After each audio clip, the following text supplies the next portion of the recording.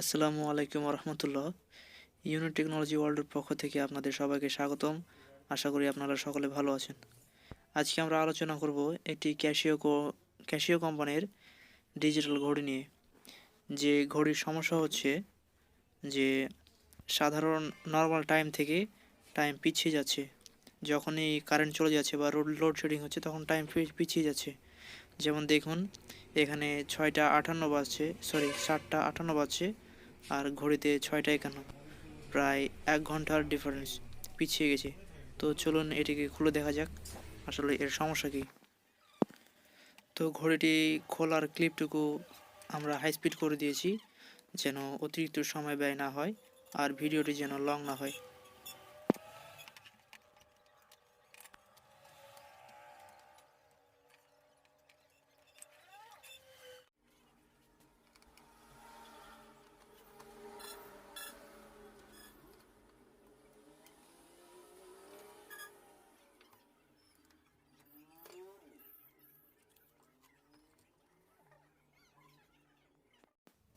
সকল ডিজিটাল ঘড়িতে আপনি খোলার পরে একটি ছোট ব্যাটারি দেখতে পারবেন, যে লিথিয়াম ব্যাটারি 3 ভোল্ট, যেটা সাধারণত 3 ভোল্টেরই ব্যাটারি হয়, যেটা সকল ডিজিটাল ঘড়িতে দেওয়া থাকে।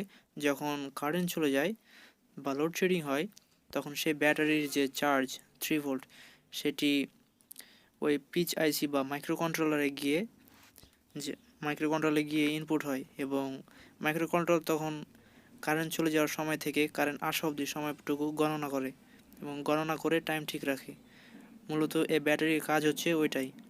আর যখন এই ব্যাটারির চার্জ শেষ হয়ে যায় বা স্লো হয়ে যায় বা নষ্ট হয়ে যায় তখন টাইম স্লো হয়ে যাবে। যখনই লোডশেডিং শুরু হবে তখন টাইম স্লো হয়ে যাবে। আমরা এবার ব্যাটারিটি খুলে নিচ্ছি। ব্যাটারিটি খুলে নিয়ে আমরা ব্যাটারির ভোল্টেজটা মেপে দেখব যে আসলে 3 ভোল্টের জায়গায় কত ভোল্ট এখন উপস্থিত রয়েছে। তো প্রথমে আপনারা একটা মাল্টিমিটার নেব, তারপর সেই মাল্টিমিটারটি ডিসি রেঞ্জে সিলেক্ট করে ব্যাটারি ভোল্টেজটি মেপে নেব।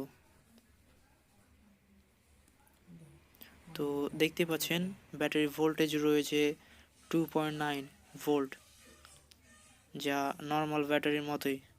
এখানে নর্মাল ভোল্টে আছে। এবার আমরা ব্যাটারিটি ফিক্সড করে আবার লোডে দিয়ে এবার ভোল্টেজ মাপবো যে আসলেই ব্যাটারি ভোল্টেজ ওই অবস্থাতে 2.9 আছে কি ভোল্টেজ ড্রপ হয়ে গেছে সেটি দেখব। তো দেখতে পাচ্ছেন 2.9 যখন দেখাচ্ছিল, কিন্তু এখন লোড দেওয়া অবস্থায় 2.0-তে চলে এসেছে, মানে প্রায় 1 ভোল্ট ড্রপ হয়ে গেছে। যেটার মানে হচ্ছে ব্যাটারিটি দুর্বল বা ব্যাটারির ভেতর থেকে নষ্ট হয়ে গেছে।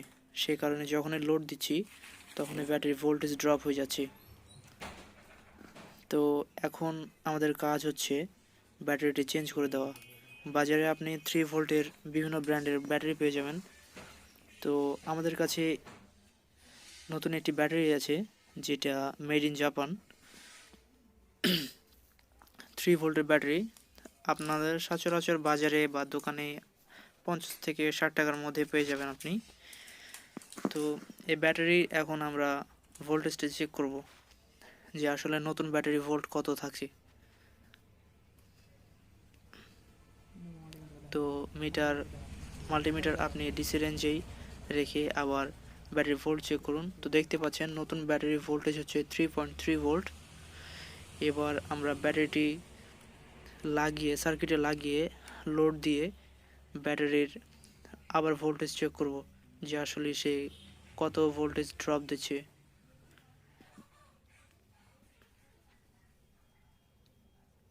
তো দেখতে পাচ্ছেন 2.3 ভোল্ট ছিল, লোড দেওয়ার পর 2.2 ভোল্ট, মানে প্রায় 100 মিলিভোল্ট ড্রপ হয়েছে।